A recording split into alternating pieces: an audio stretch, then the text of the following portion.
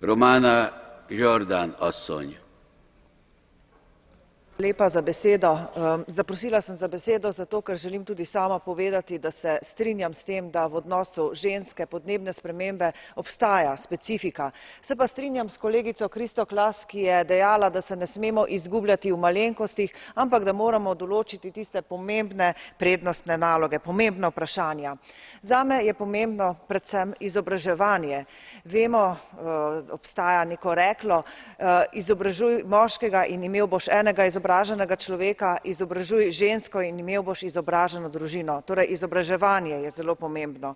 Potem osveščanje, kajti ženske lahko vplivajo na vzorce obnašanja.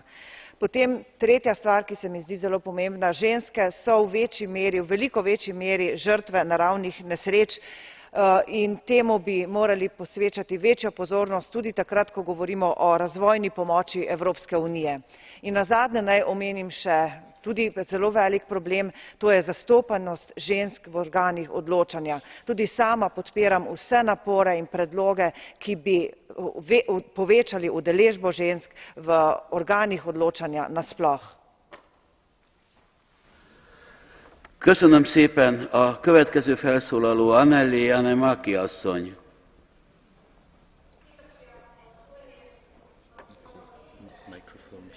Mike, please. Kiitoksia puhemies. Haluan alussa kiittää raportoijaa hyvästä raportista, mutta jos